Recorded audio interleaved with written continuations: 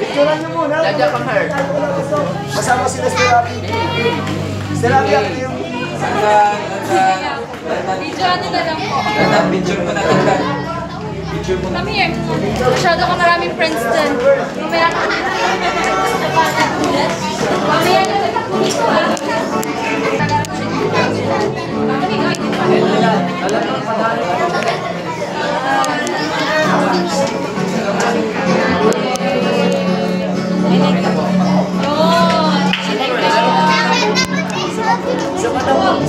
Dandan, isa pa dandan. Dandan. Dandan. We are here.